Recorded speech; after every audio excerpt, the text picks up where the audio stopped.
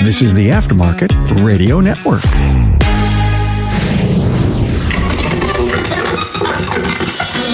Hey, did you know that our content library has the most wide-ranging information of audio and video to help you set direction and goals for you and your business? Well, it's true. You're listening to Remarkable Results Radio, and I'm your host, Carm Capriotto, the pioneer of automotive aftermarket podcasts. It's always a pleasure to sit down with the Shop Marketing Pros team. We recorded this at the 2021 ASTE conference. Now, marketing, you know, is constantly evolving, and as a business owner, it's easy to push to the back burner. So do you know when is the best time to be marketing? My panel explains the great mystery of life about marketing. Hey, thanks to our partner Napa for sponsoring this episode. You know, together we can fix the technician shortage by investing now in an apprentice program. Let Napa help you. Start now. Grow your own. Build your bench.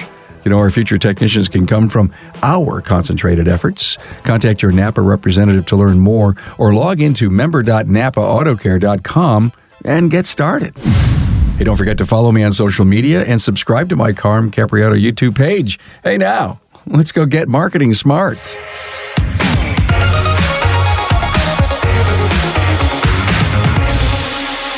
Hey, a warm welcome to three really great friends, Kim Walker, Brian Walker, and J.R. Portman. Hi, guys. Hello. Hi. Hey, we're here at the ASTE event. It's been, I think many of you know, it's been a couple of years since we've had this post-pandemic get-together, old hometown.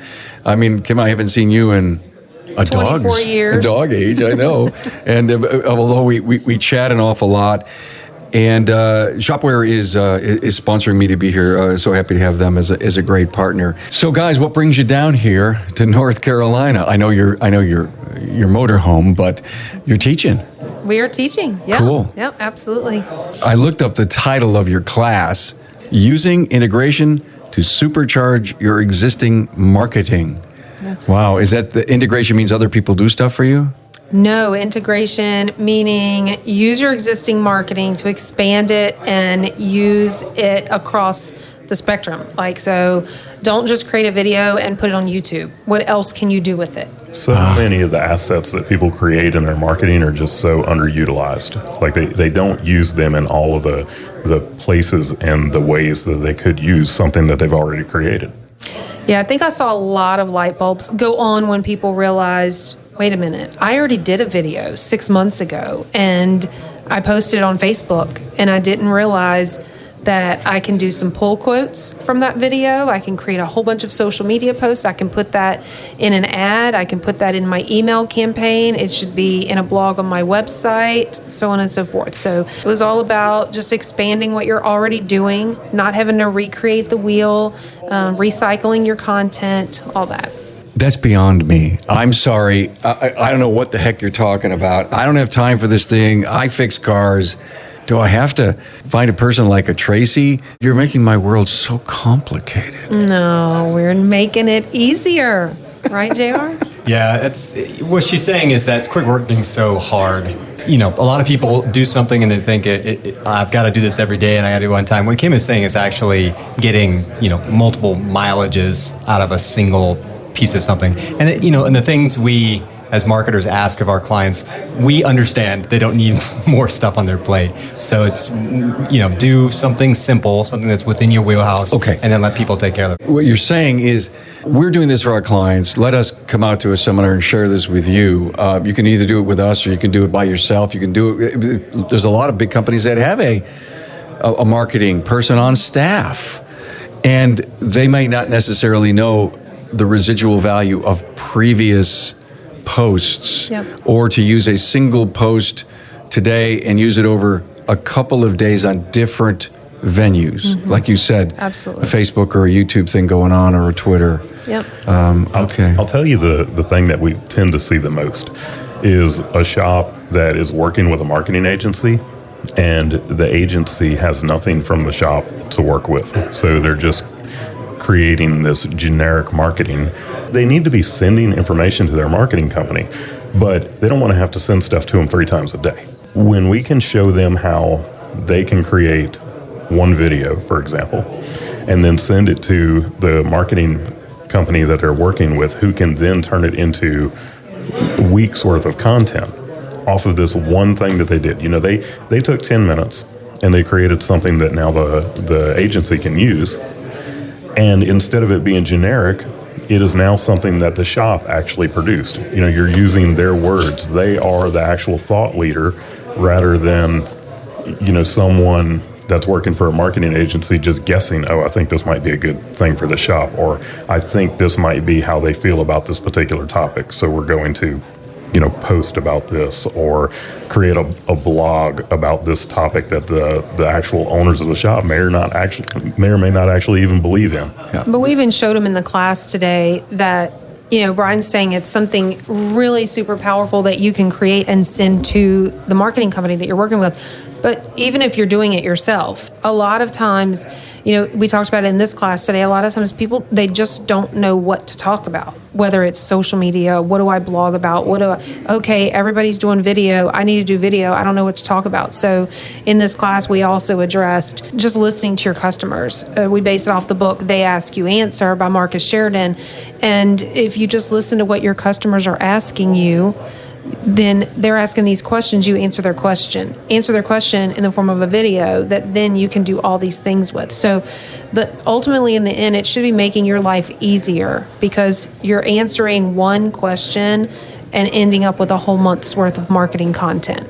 So if you're listening and you're a shop owner and you say, you're going to have to take me kicking and screaming over the line to do this, I'm going to suggest this. You need to find a who, not a how. So Kim is telling you basically a little bit of the how to do this, but you shouldn't be the one to do it. If it's not in your wheelhouse, your comfort zone, you need to find someone to do it for you, but you have to do it. I think the whole key here is we cannot ever walk away with the power and the value of social media and these kinds of postings. It's part of this sustainable business model. Everybody has something that they are not good at that they have to hire things out for. Yeah. So we're not here to talk about that. No.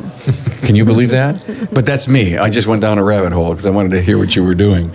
We're here to talk about never taking your foot off the brake, even if business is good. And I haven't interviewed anybody in 6 months who's told me business was bad. Mm-hmm. I always ask, it's great. It's the best summer we've ever possibly had.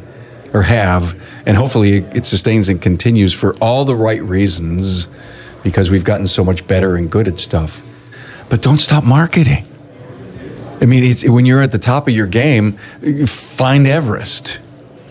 We're even speaking about that from experience because I don't know if you remember this. Brian went away to this men's... it was like a boot camp. Like a boot camp a couple years ago. And we were doing it ourselves. We would, ramp things up, get going. Sales were good, had good customers. Okay, let's slow down a little bit. Let's save some money. Let's shift gears. And he left that conference with these 3 words, stopping. Stop stopping. Words. Wow. Stop stopping. Wow. Right? Yep. I like that.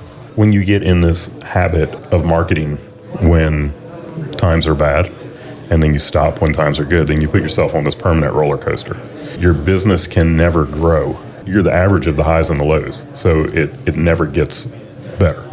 So many people kind of put all their eggs in one basket, and so social media kind of became that thing, like, oh, I got to do social media, and I got to jump in, and now I got to do ads because it's all pay to play. And I mean, I fall prey to that sometimes. I feel like, we run ads and then I put a social media post out there that I want to just be organic. I'm like, oh, I need to put some money behind it. Like, it is pulling me at that. But weren't you the one who said don't ever boost a post on your business page? Somebody said that to me. No, okay. I do the opposite. I say you want to boost the posts that are doing really well. Okay. That's kind of what I preach. So. Yeah, because a lot of people they have this idea that, well, this post didn't do very well, so let me put some money behind it. But it's really the wrong thought process. It should be the posts that do well that you actually put the money behind so that they can do even better. Why do you want to put money behind something that's not performing? I have a thought. Can't believe it. Yeah, I know. So, never take your foot off the pedal when business is great in marketing your business. If you were a company that was deeply involved in your community, A to Z, football, Girl Scouts, you name it, giving away cars, working at the community center, all of that stuff, Rotary, all the different civic clubs, you don't play when the weather's good or bad. You're committed. And so you almost want to think that any advertising or marketing for your own company should parallel your commitment to community. I love that. Well, and we believe that your commitment to community is also it plays a major role in your marketing. Like, that's one of the ways that we built our own business, and the type of marketing that we love, especially what Kim has done, is that community involvement. For something like an auto repair shop that is, they're hyper local, there is really no better way to market than to become just super well known for all of the great things that you do within your community. And I would add that I think a lot of people equate marketing to increase car count, like I'm marketing to get new business. When business is good, your priorities change. You're no longer marketing to necessarily increase car count. That might be a lot of what's happening. Instead, everybody's got this technician problem right now, right? You just have different problems, but marketing is always the solution too. And here, we're going to the classes as well and always trying to learn. And one thing that Rick White said earlier today in a class, he says, you can't coast in this industry. And he's talking about profitability and stuff like that, but it goes across the board. I was on a fishing trip with my son a couple of years ago, and I've told Brian this story before, but it resonated for me for all the business. We were fishing in southern Louisiana and catching a bunch of redfish, and this is great, and if it's like 20 minutes of just catching fish, you could, as soon as the lure hits the water, you catch something. So that's the time, like, man, here, hold my pole. I'm going to go get some water and take a break. And then I came back to cast, and the story's going, they stopped biting. And it's, well, why? And the guy says, people do that a lot. They stop casting, they think it's all good, and then the crap hits the fan, and you're like, oh man, now we got to spend the time going to find another spot and whatever. So my fishing metaphor, it seems to always be fishing metaphors in business and stuff, is that your priorities may change, but that doesn't mean you stop doing what was working. It's almost insane to think, I'm going to stop doing what was working now that it's working. Yeah, right. That's scientific. It's the law of inertia, really, right? Isn't that what we're talking about? Yeah. It takes so much energy, effort, and work to we always use the cruise ship, get that cruise ship going, right? If you've ever been on a cruise and you stand on deck and you watch how much is happening to cause that thing to get going in the direction. Once it's going, things are going well. So when you stop marketing, you have to start over again. The process of setting up and restarting all the things that you had going so well it's mind-boggling to think. Anyone who would follow your shop, like your shop, and you're putting out Facebook posts as, I think, Brian, you said it was about a retention strategy. I always say the word noise, and I really mean buzz about my place, my brand, my peoples. And if somebody's scrolling, even if they don't stop, but they see, and it's like, okay, cool. There's Walker's shop, and it's a reminder. You may have a great, unbelievable post that they may stop and see because it's a video or it's something abstract they've never seen before. But it's almost like somewhere along the line, in the whatever scroll it is, you almost have to be there. And if not, where'd they go? I mean, is it possible? Then someone else shows up who placed an ad, or a postcard comes in the mail, or a friend talks about this, and it's almost like the social media buzz inside the stream allows you a perpetual touch. It's really the same idea, even with email. I've been known to say that when you're doing email marketing, sometimes it doesn't even matter if people open the email. It's just seeing it in your inbox that reminds you that, the shop that you're doing business with is there. Yeah. Because people will forget about you. It doesn't matter how great you are. If they go a really long time without hearing from you or without having to interact with you, and another shop opens that is a little bit closer to where they work, or just a little bit more convenient to get to for some reason, or they hear a friend saying, I took my car to this shop and it was great, they will go to that other shop. So you have to continuously remind them. The other point I want to make too is that There's a difference between marketing and advertising. And advertising is basically, here's what we do, and here's how to, get in touch with us to get that done. Whereas marketing is about, here's who we are, here's what we believe in, here's, why we are the same as you, and why you'll know, like, and trust us. You want people over time to continue to build that relationship with you, to feel like they actually have that relationship with you, to know, when your technicians are, when they just had a baby, or the hobby that your children are doing. That's one of the things that we tend to do a lot. We have a shop that we work with that their kids are big into motocross. We got another shop that we just learned, actually, that their son races these miniature race cars. And when he's 12 years old.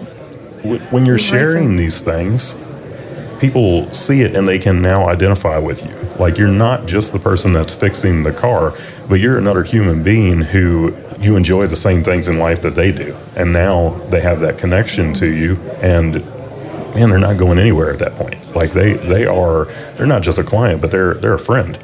I got to share another quote because it's perfect for what Brian just said. Another great speaker here, Darren Barney, today said, you must turn your authentic message into a constant message. And there's no taking your foot off the gas with something like that. And by the way, his class is about hiring. And we're talking about marketing. It's the same idea. Right. By the way, I'm going to interview Darren. Are you? Yeah. He's a cool guy. Yeah, I've had him on before. It's been a while. You were just talking about not taking your foot off the gas. You're not going to take your foot off the gas, but you might turn, right? We've had some customers just recently that we work with that same exact thing. Correct me if I'm wrong, JR. They've called and they're like, hey, should I slow down on my marketing? What should I do? I'm so busy. And when you're in that acquisition mode and it's all about I need business now, then maybe we're going to recommend that you take that budget and you put it into Google Ads.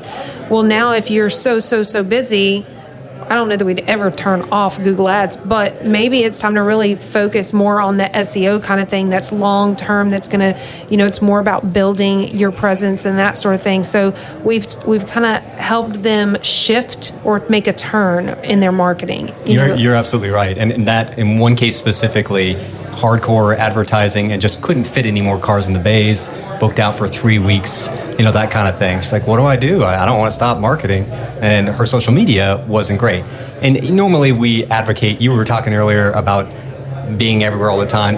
Omni-channel marketing is one of those buzzwords. Google calls it micro moments. Like, just people spend little bits of time and they see you here, they see you there, and we love being everywhere all at once. Well, they were not utilizing social media at all, and just so happened they're, of course, looking for new techs because they're so busy. Hey, Carm here. Are you presenting your business as a great place to work? We'll find out why you need to start. Hi, Carm here, and I want to talk to you about the Napa Auto Care Center program for health insurance. We've all heard the reports about the rising cost of health insurance, but you'll be happy to know I'm here with really good news. The Napa Insurance Center is now offering the Napa National Health Program, and it's saving Napa Auto Care Centers and their employees money, lots of money. In fact, in the first 90 days following the launch of the program, Napa stores and auto care centers and their employees saved over $2.7 million.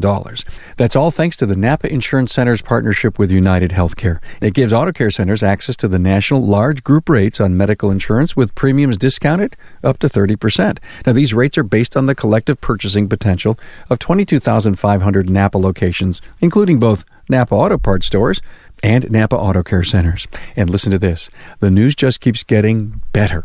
You can choose from 4 excellent United Healthcare medical plans with varying levels of coverage and deductibles to meet a range of needs. All plans are PPOs, preferred provider organizations, with comprehensive coverage. Because of the Napa Insurance Center's partnership with Aflac, you can have access to supplemental insurance benefits, including disability, accident, hospital, and more, all at a Napa-only discount, up to 35%.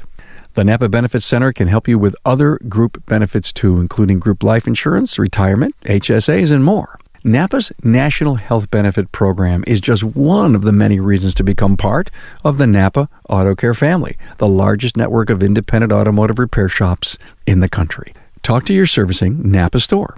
For more detailed information about the Napa National Health Program, visit the Napa Benefits Center at www.napabenefitscenter.com or call the Napa Benefits Center at 844-627-2123.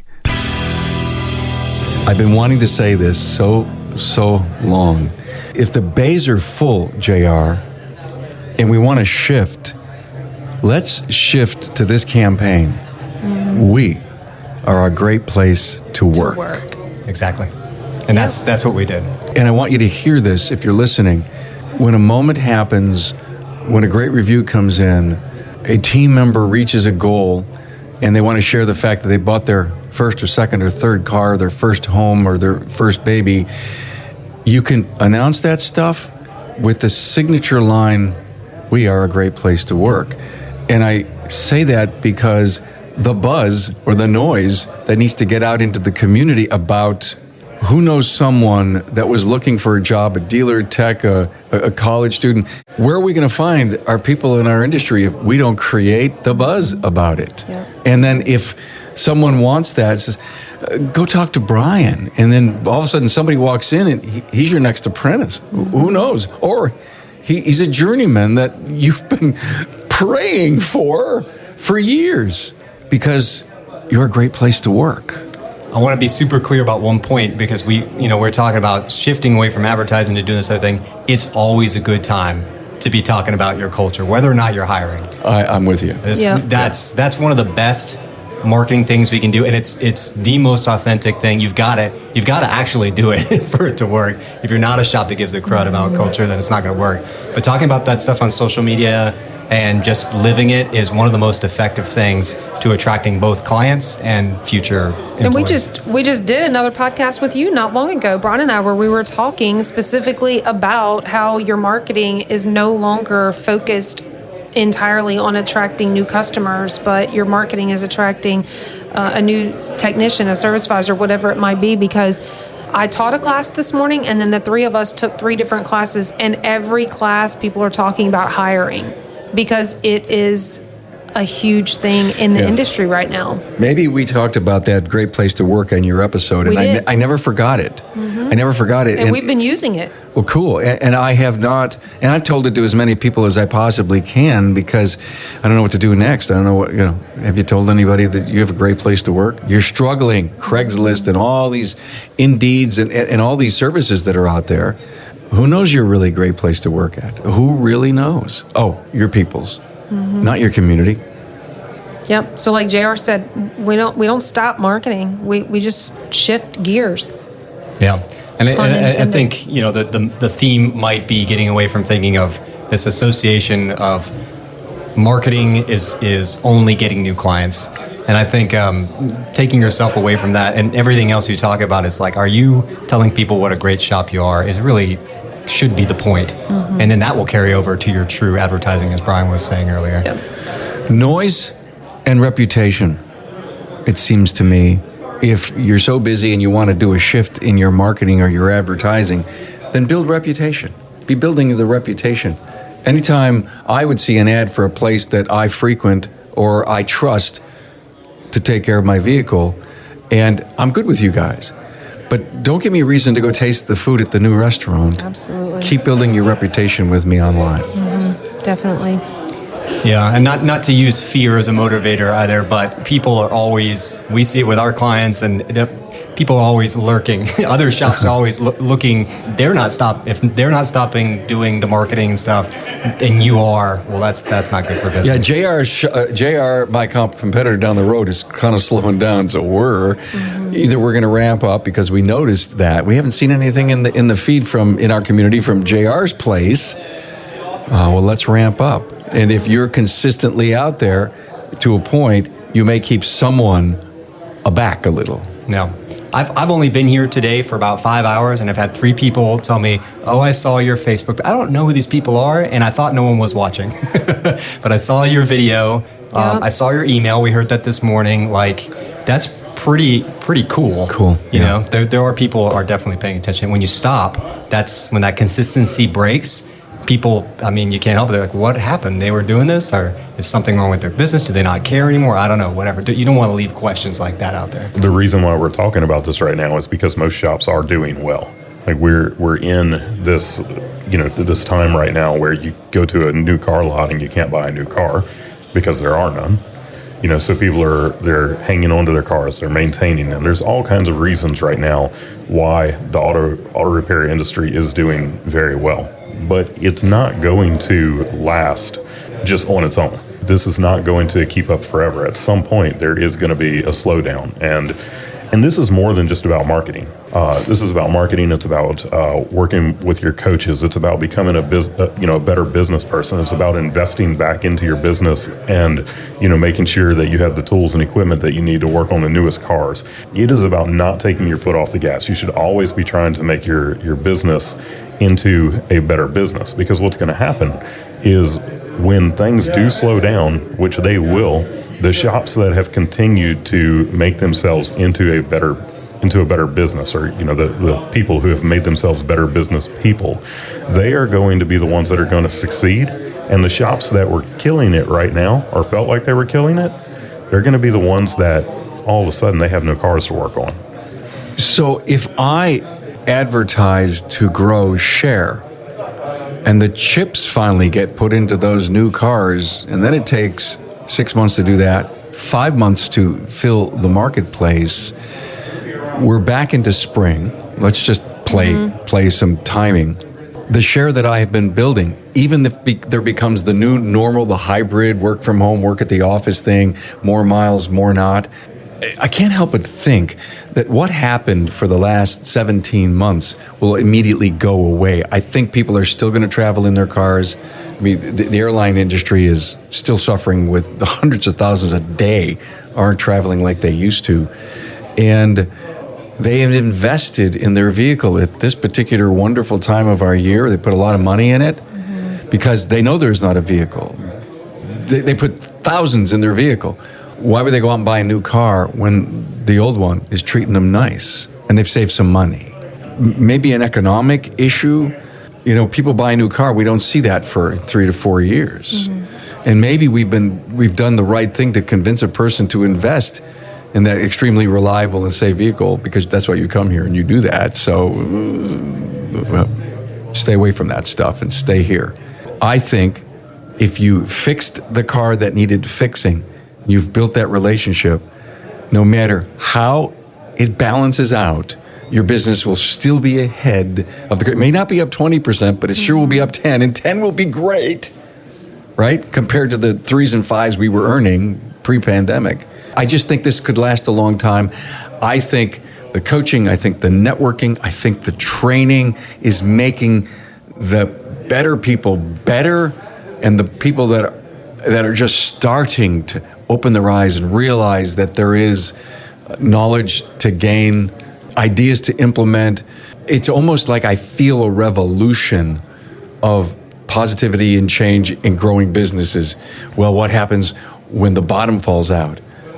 That will be up to you.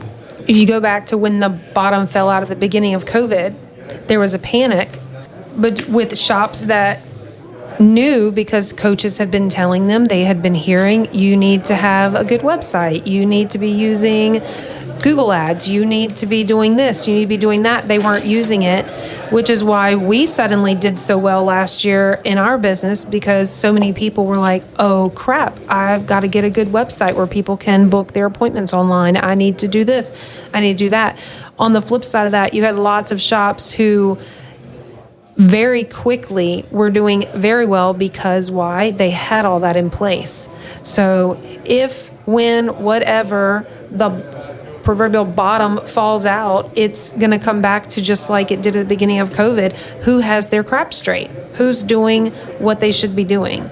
Who's taken the advice of the coaches that they have and the trainers and the events that they're going to? So I think we're still going to be in the same situation where, do you have the marketing measures in place, and have you been doing them, or did you put your foot on the brakes and stop doing what you should have been doing all along. I love your positivity, though, Carm. That's awesome. Like a revolution, man. I like the feel of that. That's me. I mean, I'm a positive thinking person. I always see the brightness in everything. That's why we're such good friends. Brian calls me Pollyanna. Oh, okay. I'll be Pollyanna too. To your point about the foundation of the business, if it was really good pre-COVID, then you survived and grew. And if you weren't, you're growing, but nowhere near the rest of the industry. And if it taught you something, then go back and build the foundation going forward so you can be up there. Unrivaled success and profitability, and learn everything that you need to learn, and go to every site, get training for your people, and buy the right equipment, and get the right software, and hire a marketing company. And I mean, it goes on and on. Well, I can't do that. I can't. It costs too much. Costs too much not to. And we that's probably the 2000th thing we've ever said on our podcast for all these years. Part of this dialogue is we're talking about foundation of marketing. Don't take your foot off the pedal. We may have done that for 2 months, March and maybe April and maybe a little bit of May. But when we all stopped to realize one thing, that we were essential, I think the word essential drove an aorta around the industry and started to realize, oh my God, we are one of the most important things out there. Let's act that way. I like that a lot. And we've been getting a lot out of these classes, but Rick White was talking about, like, we've all got these destinations and financial goals and things like that, but he says you don't ever really want to reach that. And I think part of not taking your foot off the gas is like, wow, we're all of a sudden doing well. Maybe we move our goal further. Like, what's our next benchmark? How can we be better? And maybe, that's a scary in my own life. If I'm going to reach the weight I want or whatever. Right. Well, what is next for the industry? And that's what your revolution talk makes me think about that. Did we change the world here today? I hope so. Probably a little bit. Right? Did we kick any butt here? Somebody get somebody off top dead center? If people will really listen to what it is that we said, absolutely. Hey guys, thank you so much for being here. Kim and Brian Walker and J.R. Portman from Shop Marketing Pros. ShopMarketingPros.com? Yep, that's it. Oh, cool. Thanks for having us. Good. Thanks, guys. Thanks for being on board to listen and learn from the premier automotive aftermarket podcast. Until next time.